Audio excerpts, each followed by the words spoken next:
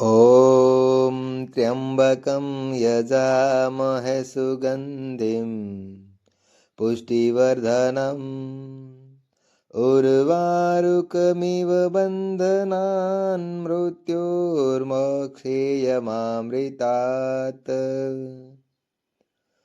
ઓમ નમઃ શિવાય. જય ભોલેનાથ. આજની મહાશિવરાત્રિની વિડીયોમાં ધર્મભક્તિ ચેનલ પર આપનું હાર્દિક સ્વાગત છે. ભગવાન શિવ કૈલાસપતિ ભોલેનાથની કૃપા હંમેશા આપ ઓર આપના પરિવાર પર બની રહે. આજની આ વિડીયોમાં આપણે મહાશિવરાત્રિની વ્રત કથા અને પૂજન વિધિ વિશે વાત કરીશું, તો વિડીયોમાં અંત સુધી બન્યા રહેજો. આપણે જે મહાશિવરાત્રિનો પર્વ મનાવીએ છીએ તેની સાથે ઘણી જ પૌરાણિક કથાઓ જોડાયેલી છે. તેમાંની આ એક કથા કે જે ભગવાન શિવ ભોલેનાથે માતા પાર્વતીને સંભળાવી હતી. એક વખત મહાશિવરાત્રિના પાવન અવસર પર ભગવાન શંકર માતા પાર્વતી સાથે પોતાની પ્રિય નગરી કાશીમાં ભ્રમણ કરવા માટે આવ્યા હતા. ત્યાં તમામ ભક્તજનો શિવલિંગ પર ભાંગ, ધતુરા, બિલ્વપત્ર વગેરે ચડાવીને ભોલેનાથની આરાધના કરી રહ્યા હતા અને તેમને પ્રસન્ન કરી રહ્યા હતા. માતા પાર્વતીએ ભોલેનાથને પૂછ્યું, હે પ્રભુ, તમે તો ભોળા ભંડારી છો, તમે ભક્તો પર સહજતાથી પ્રસન્ન થઈ જાઓ છો, પણ હું એ જાણવા માંગુ છું કે બિલ્વપત્ર, ભાંગ, ધતુરો, દૂધ, ગંગાજળ આ બધાના ઉપરાંત તમને શું પ્રિય છે? એવી કઈ વસ્તુ છે કે જે દરિદ્રથી દરિદ્ર મનુષ્ય પણ તમને અર્પણ કરી શકે, એટલે કે ગરીબમાંથી ગરીબ વ્યક્તિ પણ તમને અર્પણ કરી શકે અને તમારા આશીર્વાદ મેળવી શકે? કારણ કે આ સંસારમાં કોઈ પતિથી દુઃખી છે તો કોઈ પત્નીથી, કોઈનું વૈવાહિક જીવન ક્લેશોથી એટલે કે કંકાસથી ભરેલું છે તો કોઈ પુત્રના દુઃખથી પીડિત છે, કોઈને સંતાન સુખથી વંચિત રહેવું પડે છે તો કોઈ ગરીબીને કારણે ભિખારીની જેવી જિંદગી જીવી રહ્યા છે, કોઈને માનસિક દુઃખ છે તો કોઈને શારીરિક કષ્ટ. હે પ્રભુ, હે દેવાધિદેવ, મને જરૂરથી એ કહો કે એવી કઈ વસ્તુ છે જેના દ્વારા મનુષ્ય પોતાના દરેક પ્રકારના દુઃખોથી મુક્તિ મેળવી શકે? ત્યારે ભગવાન શિવ ભોલેનાથ બોલ્યા, હે ઉમા, તું જગત જનની છે, તું જગત માતા છે. તારા માટે તારા સંતાનની પીડા સહન કરવી અશક્ય છે. તે જગતના કલ્યાણ માટે એક અત્યંત સુંદર પ્રશ્ન પૂછ્યો છે અને હું તમને મારા એક પરમ ભક્તની કથા સંભળાવું છું, જે મહાશિવરાત્રિના દિવસે દરેક ભક્તને અવશ્ય સાંભળવી જોઈએ. હે દેવી, આ કથામાં તમારા બધા જ પ્રશ્નોના જવાબ છે.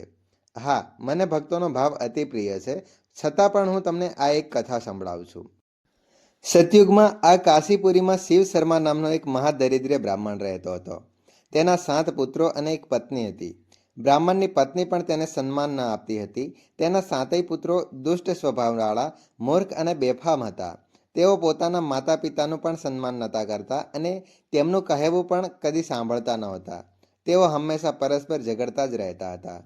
બ્રાહ્મણ રોજ ભિક્ષા માંગી લાવતો, પરંતુ તેના પુત્રોએ ભિક્ષાનું જમવાનું ઝડપીને ખાઈ જતા. તે બ્રાહ્મણ અને તેની પત્ની અનેકવાર ફક્ત પાણી પીને અને જીવનનો ગુજારો કરતા હતા. કેટલીક વાર તેમને ભોજન મળતું, ત્યારે કેટલીક વાર ન મળતું. ભૂખ અને તરસના કારણે બ્રાહ્મણ અને તેની પત્ની સુકાઈને હાડપિંજર જેવા બની ગયા હતા. આટલા ત્રાસ વચ્ચે ભક્તિ અને ભજનમાં પણ તેમનું મન લાગતું ન હતું. એક દિવસ મહાશિવરાત્રિના પાવન દિવસ પર દૈવયોગથી બ્રાહ્મણીના મનમાં વિચાર આવ્યો કે શિવ શર્મા મોટા શિવ મંદિરે જઈ અને ત્યાંથી પ્રસાદ લઈ આવો, જેથી ઘરના તમામ સભ્યોની ભૂખ મટી શકે. તેથી બ્રાહ્મણીની સલાહથી શિવ શર્મા ભિક્ષાની પોટલી લઈને શિવ મંદિર તરફ નીકળ્યો. સતત 4 દિવસ સુધી ભૂખ્યા રહેવાના કારણે તે મધ્ય માર્ગમાં જ થાકી ગયો અને જંગલમાં આરામ કરવા માટે બેસી ગયો. તે જંગલમાં વિવિધ વૃક્ષો હતા, જેના ઠંડકવંતી છાયામાં તેને થોડી શાંતિ મળી, પરંતુ ભૂખને કારણે તે એટલો નબળો થઈ ગયો હતો કે તે આગળ ચાલી શકતો ન હતો. તેથી તે ખૂબ જ નિરાશ થઈ ગયો અને જીવનથી હતાશ થઈ જંગલમાં આવેલા તળાવમાં આત્મહત્યા કરવા માટેના ઉદ્દેશ્યથી આગળ વધ્યો. પરંતુ તે મરવાની હિંમત ન કરી શક્યો અને તળાવમાંથી ભીની માટી કાઢીને એક મોટું પાર્થિવ શિવલિંગ બનાવ્યું. પછી તે શિવલિંગને ગળે લગાવીને ખૂબ જ આક્રંદ કરવા લાગ્યો, ખૂબ જ રડવા લાગ્યો. તે દયનીય રુદન કરતો રહ્યો અને ભોલેનાથને યાદ કરવા લાગ્યો, કેમ કે તેની પાસે શિવની પૂજા માટે ન તો ગંગાજળ, ન તો ધતુરા, દૂધ, ચંદન કે અક્ષત કશું જ નહોતું. પોતાના ભાગ્યને ધિક્કારતા તે બ્રાહ્મણ ભગવાન શિવનું સ્મરણ કરતો રહ્યો. ત્યારબાદ તે જંગલમાં આવેલા દરેક વૃક્ષમાંથી પાન તોડી લાવ્યો અને તળાવમાં ધોઈને તે પાન શિવલિંગ પર અર્પિત કરવાનું શરૂ કર્યું. સાથે સાથે તે ભોલેનાથને તે પાંદડા સ્વીકારવાની પ્રાર્થના પણ કરતો રહ્યો. ભોલેનાથ તેમના ભક્ત પર પ્રસન્ન થઈ ગયા અને તેમને પ્રત્યક્ષ દર્શન આપ્યા. તેમણે તે બ્રાહ્મણને તે 10 પ્રકારના પાનના અનુરૂપ 10 પ્રકારના દુઃખોથી મુક્ત કરી દીધો. માતા પાર્વતીએ ભોલેનાથને પૂછ્યું, હે પ્રભુ, એ કયા એવા પાંદડા હતા કે જેણે તમે આ ભાગ્યહીન બ્રાહ્મણના તમામ દુઃખ દૂર કરી દીધા? ત્યારે ભોલેનાથ બોલ્યા, હે પાર્વતી, આ કથા પૂર્વ થવા દો, પછી હું તમને બધું સમજાવીશ. ત્યારબાદ ભોલેનાથની કૃપાથી તે બ્રાહ્મણનું શરીર પુનઃ હૃષ્ટપૃષ્ટ થઈ ગયું. તેના ચહેરા પર તેજ પ્રગટવા લાગ્યું અને તેનું સમગ્ર શરીર દિવ્ય અને અલૌકિક બની ગયું. ભગવાન ભોલેનાથનો મહિમા જોઈને તે બ્રાહ્મણ ગદગદ થઈ ગયો અને તેની ભૂખ તરસ પણ મટી ગઈ. પરંતુ જ્યારે તે પોતાના ઘરે પહોંચ્યો ત્યારે જ્યાં તેની ઝૂંપડી હતી ત્યાં એક અતિ સુંદર મહેલ ખડો હતો. ત્યારે તે સમજી ગયો કે આ બધું ભગવાન શિવની કૃપાથી જ શક્ય બન્યું છે. તેની પત્ની અતિ રૂપવાન અને સુંદર બની ગઈ હતી. તેના સાતેય પુત્રો આજ્ઞાકારી અને જ્ઞાની બની ગયા હતા. તેનો સમગ્ર પરિવાર અને આખું જીવન સુખ સમૃદ્ધિથી પરિપૂર્ણ થઈ ગયું. તેના જીવનમાંથી દરેક પ્રકારના કંકાસ અને દુઃખો દૂર થઈ ગયા. આ રીતે બ્રાહ્મણ પોતાની પત્ની અને સાતેય પુત્રો સાથે સુખપૂર્વક જીવન પસાર કરવા લાગ્યો. ભોલેનાથ માતા પાર્વતીજીને કહે છે, હે પાર્વતી, સામાન્ય રીતે લોકો મને પ્રસન્ન કરવા માટે દૂધ, દહીં, મધ અથવા તો બિલ્લીપત્ર શિવલિંગ પર અર્પિત કરે છે. આ રીતે તેમની બધી મનોકામનાઓ પૂર્ણ થાય છે. આ સિવાય પણ એક એવી વસ્તુ છે જે શિવલિંગ પર ચડાવવાથી તમામ પ્રકારના દુઃખો ક્ષણમાત્રમાં જ દૂર થઈ જાય છે. પ્રથમ, આસોપાલવનું પાન. આસોપાલવનું પાન શોકનો નાશ કરે છે. સાથે સાથે શિવલિંગ પર આસોપાલવના પાન અર્પિત કરવાથી સંતાન સુખની પ્રાપ્તિ થાય છે. જો કોઈને સંતાનથી દુઃખ મળે અથવા તો સંતાન દૂર કરે અથવા તો સંતાન આજ્ઞાકારી ના હોય તો તેને શિવલિંગ પર અવશ્ય આસોપાલવના પાન ચડાવવા જોઈએ. બીજું, આંબાના પાન. જો અપશુકન અને દુર્ભાગ્ય પીછો છોડતું ન હોય તો શિવ ભક્તોએ શિવલિંગ પર આંબાના પાન અવશ્ય અર્પિત કરવા જોઈએ. 3. ભાંગ અને ધતુરાના પાન. ભોલેનાથને ધતુરાના ફળ અને પાન બંને અતિ પ્રિય છે. માન્યતા છે કે શિવને ભાંગ અને ધતુરાના પાન ચડાવવાથી તેઓ પ્રસન્ન થઈ જાય છે અને ભક્તોની તમામ મનોકામનાઓ પૂર્ણ કરે છે. 4. દાડમના પાન. જો કોઈ પણ પ્રકારનું દુઃખ, શારીરિક પીડા કે જીવનમાં અવરોધ આવી રહ્યા હોય તો શિવલિંગ પર અનારના એટલે કે દાડમના પાન અર્પિત કરવાથી તેને તમામ મુશ્કેલીઓ દૂર થઈ જાય છે. 5. વડનું પાન. વડનું પાન ત્રિમૂર્તિનું પ્રતીક માનવામાં આવે છે. વડના વૃક્ષની છાલમાં ભગવાન વિષ્ણુ, મૂળમાં બ્રહ્મા અને ડાળીઓમાં શિવજી વસવાટ કરે છે.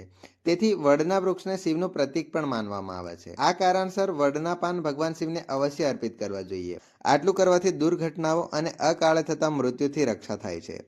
ગંભીર રોગો અને આયુષ્યના સંકટોમાં ભય ઓછો થાય છે. 6. બિલ્લીપત્ર. બિલ્લીના પાન ભગવાનને અતિ પ્રિય છે. શિવલિંગ પર 3 થી લઈને 11 બિલ્લીપત્ર ચડાવવા જોઈએ. 7. સમીનું પાન. 8. લીંબુના પાન. 9. આમળાના પાન અને 10. પીપળાના પાન. આ 10 પ્રકારના પાન શિવ શર્મા નામના બ્રાહ્મણે પાર્થિવ શિવલિંગ પર અર્પિત કર્યા, જેના કારણે તેને સર્વ પ્રકારના સુખોની પ્રાપ્તિ થઈ અને તેના તમામ દુઃખોનો નાશ થયો. બોલો શ્રી કૈલાસપતિ ભગવાન ભોલેનાથ કી જય. હવે સાંભળો શિવરાત્રી પર કહેવાતી બીજી વ્રત કથા. એકવાર માતા પાર્વતીએ ભગવાન શિવશંકરથી પૂછ્યું, પ્રભુ, તમારી કૃપા પ્રાપ્ત કરવા માટે કયો શ્રેષ્ઠ અને સરળ વ્રત તથા પૂજા વિધિ છે? ત્યારે ભગવાન ભોલેનાથે માતા પાર્વતીજીને શિવરાત્રી વ્રતનો મહિમા અને તેની પૂજા વિધિ વિશે સમજાવ્યું. સાથે જ તેમણે માતા પાર્વતીને મહાશિવરાત્રિના વ્રતની પૌરાણિક કથા પણ સંભળાવી. એક વખત એક ગામમાં એક શિકારી રહેતો હતો. તે પશુઓનો શિકાર કરીને પોતાનું અને પોતાના પરિવારજનોનું ગુજરાન ચલાવતો હતો. તે ગામના એક સાહુકારનો ઋણી હતો. ઘણી કોશિશો કરવા છતાં તે સાહુકારના દેવામાંથી મુક્ત થઈ શકતો ન હતો. એક દિવસ તે સાહુકાર અતિ ક્રોધમાં આવી ગયો અને તેણે શિકારીને પકડીને શિવજીના મંદિરમાં કેદ કરી દીધો. એ દિવસ શિવરાત્રિનો દિવસ હતો. શિવરાત્રિના પવિત્ર દિવસે મંદિરમાં શિવરાત્રિની તમામ કથાઓ સંભળાવવામાં આવતી હતી. શિકારી ધ્યાનથી તે તમામ કથાઓ સાંભળતો રહ્યો. જે પણ પ્રવચનો અને વાતો મંદિરમાં થઈ તે શિકારીએ ખૂબ જ ધ્યાનપૂર્વક સાંભળી. સાંજના સમયે તેને સાહુકારના સમક્ષ રજૂ કરવામાં આવ્યો. ત્યારે શિકારીએ સાહુકારને વચન આપ્યું કે બીજા જ દિવસે તે તમામ દેવું ચૂકવીને તે ઋણમાંથી મુક્ત થઈ જશે. સાહુકારને દયા આવી અને શિકારને છોડી દીધો. શિકારી ત્યાંથી જંગલમાં ગયો અને શિકાર શોધવા લાગ્યો. તે એક તલાવની કિનારે પહોંચ્યો. ત્યાં તે એક બિલ્લીના વૃક્ષની નીચે રોકાયો અને વિચાર્યું, હું આ વૃક્ષ પર ચડીને દૂર સુધી શિકારને જોતો રહીશ. આ વિચાર કરીને તે વૃક્ષ પર ચડી ગયો. એ વૃક્ષની નીચે એક શિવલિંગ હતું જે સુખાયેલા બેલપત્રોથી ઢંકાયેલું હતું. શિકારીને એના વિશે કોઈ જ જાણ નહોતી. બિલ્લીના વૃક્ષની ડાળીઓ તોડી તોડીને તે નીચે ફેંકતો ગયો અને બિલ્લીપત્ર શિવલિંગ પર પડતા ગયા. શિકારી તે સમયે ખૂબ જ ભૂખ અને તરસથી પીડાતો હતો. અજાણ્યે તેનાથી શિવ પૂજા થઈ ગઈ. બપોર સુધી તે ભૂખ્યો જ રહ્યો. કોઈ પણ શિકાર મળ્યો નહીં. પછી સાંજ પડતાની સાથે જ એક હરણ ત્યાં તળાવમાં પાણી પીવા માટે આવ્યું. ત્યારે શિકારીએ તેને મારવા માટે ધનુષ્ય હાથમાં ધર્યું. તે વખતે હરણીએ કહ્યું, હું માતા બનવાની છું, તું એક સાથે બે જીવ ન માર. હું બાળકને જન્મ આપીને તારી પાસે પાછી આવીશ, શિકાર કરી લેજે, પણ અત્યારે મને જીવતી મૂકી દે. આ સાંભળીને શિકારીએ હરણીને જવા દીધું. જ્યારે શિકારીએ હરણીને મારવા માટે ધનુષ્ય હાથમાં તાણ્યું હતું, ત્યારે તેનાથી કેટલાક બિલ્લીપત્રો નીચે શિવલિંગ પર પડી ગયા. થોડા સમય બાદ તળાવના કિનારે એક બીજું હરણ આવ્યું અને શિકારીએ તેને મારવા માટે ફરીથી ધનુષ ઉપાડ્યું. ત્યારે તે હરણીએ કહ્યું, હે શિકારી, હું હમણાં જ ઋતુથી મુક્ત થઈ છું અને મારા પતિની શોધ કરી રહી છું. મારો પતિ કામ વાસનાના પ્રભાવ હેઠળ છે અને હું ટૂંક સમયમાં તેને મળી તારી પાસે પરત આવું છું. તું મને તત્કાલ જીવતી છોડી દે. શિકારી હરણીની વાતથી સંમત થયો અને તેને જવા દીધું. આ પછી અડધી રાત્રે બીજી એક હરણી પોતાના બાળકો સાથે તળાવના કિનારે આવી. શિકારીએ તેની સાથે ઘણા શિકાર જોઈને ખૂબ જ ખુશ થઈ ગયો. શિકાર કરવા માટે તૈયાર થઈ ગયો. ત્યારે હરણીએ કહ્યું, હે શિકારી, હું મારા બાળકો સાથે તેના પિતાને શોધી રહી છું. હું એકવાર આ બાળકોને તેના પિતાને સોંપી દઈશ, પછી તું મને મારી શકે છે. હું જરૂરથી તારી પાસે પાછી આવીશ. તું મને થોડો સમય જીવતી મૂકી દે. શિકારીએ તેને છોડવા ઈચ્છતો ન હતો, પણ દયા આવી અને તેથી તેને જીવતી મૂકી દીધી. આ રીતે શિકારી બિલ્લીના વૃક્ષ પર બેઠો જ રહ્યો અને પાંદડા તોડીને નીચે ફેંકતો જ રહ્યો. આ રીતે ધીરે ધીરે રાત્રિનો બીજું અને ત્રીજું પ્રહર વીતી ગયું. સવાર થવાની જ હતી, પણ ત્રણેય હરણીઓમાંની એક પણ પાછી ન આવી. શિકારી અન્ય શિકારીઓની શોધમાં ત્યાં જ બેઠો રહ્યો અને આખી રાત જાગતો રહ્યો. જેમ જેમ સવારે પ્રકાશ થવા લાગ્યો, ત્યાં એક હરણ આવ્યો. શિકારી તેને પણ મારવા માટે તૈયાર થયો. ત્યારે હરણે કહ્યું, હે શિકારી, જો તું અહીં પહેલા આવેલી ત્રણેય હરણીઓને અને તેના બાળકોને મારી નાખ્યા હોય તો મને પણ નિઃસંકોચ મારી નાખ. પરંતુ જો તે એમને જીવતા મૂકી દીધા હોય તો મને પણ એકવાર જીવતો મૂકી દે, કારણ કે તે ત્રણેય મારી જ પત્નીઓ હતી. જો તું મને મારી નાખીશ તો તારું વચન ખોટું ઠરશે. તેથી ત્રણેય મારી રાહ જોઈ રહ્યા હશે. હું તેમને મળીને તારી સમક્ષ જરૂરથી પરત આવીશ. શિકારી હરણને છોડવા માંગતો ન હતો, પરંતુ અંતે તેને દયા આવી અને તેને હરણને પણ જવા દીધું. આખી રાત ઉપવાસ, રાત્રિ જાગરણ અને અજાણ્યામાં બિલ્લીપત્રોથી શિવલિંગની પૂજાના પ્રભાવથી શિકારી દયાળુ બની ગયો. તેને હરણને પર દયા આવી અને તેને હરણને જવા દીધું. પછી તે ભક્તિભાવથી ભરાઈ ગયો અને પોતાના પાપ કર્મોને યાદ કરીને પસ્તાવા લાગ્યો.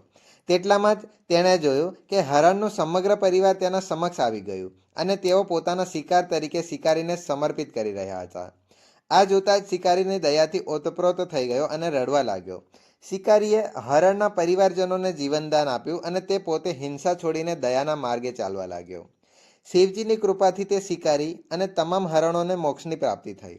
જ્યારે શિકારીનું મૃત્યુ થયું અને યમદૂતો તેને લેવા માટે આવ્યા, ત્યારે શિવજીના દૂતોએ યમદૂતોને પાછા મોકલી દીધા અને શિકારીને શિવલોકમાં લઈ ગયા.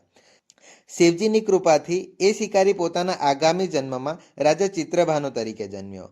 આ ચિત્રભાનુએ પોતાના પૂર્વજન્મને યાદ રાખ્યો અને મહાશિવરાત્રિનું મહત્વ સમજી પોતાના આગામી જન્મમાં પણ શિવજીની ઉપાસના કરવાનું ચાલુ રાખ્યો. હર હર મહાદેવ. ઓમ નમઃ શિવાય.